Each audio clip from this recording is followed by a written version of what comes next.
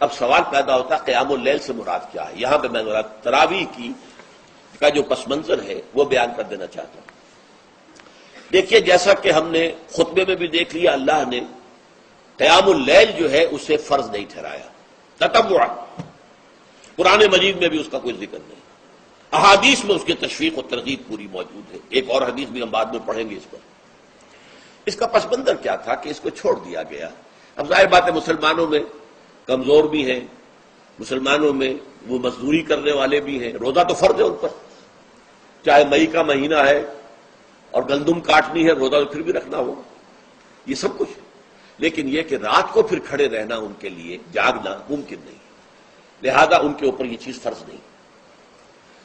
حضور نے تراویح کی نماز یا قیام اللیل نہ اسے فرض قرار دیا، نہ اس کے بعد جماعت کوئی اہتمام کیا مستقل۔ صرف 3 راتیں آپ نے جماعت کروائی ہے، اس میں 8 رکعتیں آپ نے پڑھی ہیں کہ جو آپ کا معمول تھا تہجد کا، وہ پڑھی، اور تہجد کے وقت ہی جماعت کرائی ہے۔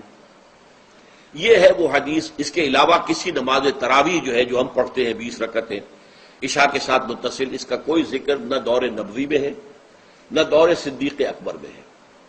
یہ دور حضرت عمر کی خلافت میں ہوا ہے، اور ہم نہیں کہہ سکتے کتنے سال کے بعد ہوا ہے۔ حضرت عمر رضی اللہ تعالیٰ عنہ کی خلافت کا دور جو ہے وہ تو 10 برس ہے، ہو سکتا ہے 5 برس کے بعد ہوا ہو، 6 برس کے بعد ہوا ہو، 12 ہوا ہے ان کے عہد میں۔ حضرت عمر ایک مرتبہ مسجد میں داخل ہوئے، مسجد نبوی میں، تو دیکھا کہ کچھ لوگ 8، 10، 12 جو ہے وہ ایک جو ہے حافظ کے پیچھے کھڑے ہوئے اور قرآن سن رہے ہیں، کچھ دوسرے کونے میں کھڑے ہیں، کچھ کہیں اور کھڑے ہیں، مختلف جماعتیں ہو رہی ہیں۔ تو انہوں نے سوچا کہ کیوں نہ ان سب کو ایک امام کے پیچھے جمع کر دیا جائے، اور اس کے لیے لوگوں کی سہولت کے لیے عشاء کے ساتھ متصل رکھ دیا جائے، اس لیے کہ تہجد کے وقت اٹھنا جو ہے وہ تو ہر کس و ناقص کا کام نہیں ہے، کہ عشاء کے بعد اگر تھوڑا سا اضافی وقت ہو صرف، تو یہ ہر شخص کر لے گا، مزدور بھی کر لے گا۔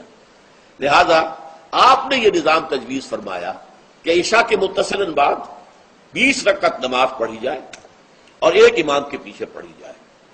یہ گویا کہ اجتہاد ہے حضرت عمر رضی اللہ تعالی عنہ، اس کو آپ نے خود بدعت بھی قرار دیا ہے، لیکن بدعت حسنہ۔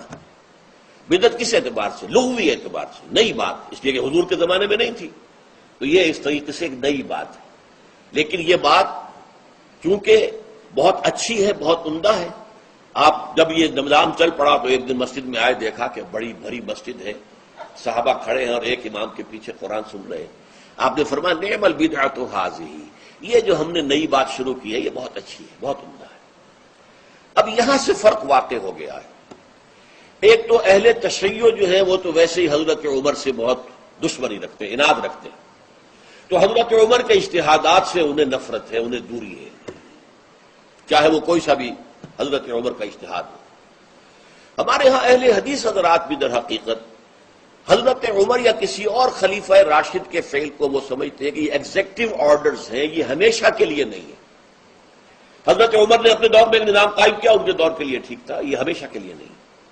ہمیشہ کے لیے وہ 8 ہی رکعتوں کے قائل ہیں، وہ تہجد والے، لیکن اس میں بہرحال انہوں نے بھی خود یہ اضافہ کیا ہے کہ وہ 8 رکعتیں وہ عشاء کے ساتھ متصل پڑھتے ہیں، تہجد کے وقت تو نہیں پڑھتے۔ اور حضور نے تو صرف 3 روز جو ہے وہ کرائی تھی جماعت، وہ لوگ 30 دن یا 29 دن پڑھ رہے ہیں، تو اضافہ تو انہوں نے بھی کر دیا، اس نظام میں تبدیلی تو ہو گئی۔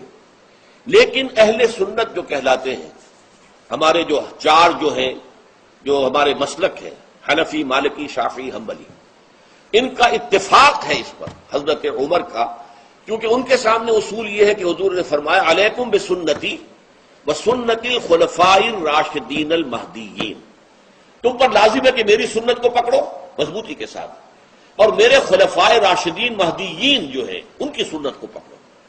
اس اصول سے یہ چاروں فقہ جو ہیں حضرت عمر کے اجتہادات جو ہیں ان کو بھی پابندی سمجھتے ہیں کہ تمام عمر کے لیے، قیامت تک کے لیے امت مسلمہ پر ان کی پیروی لازم ہے، لہذا اس میں اجماع ہے۔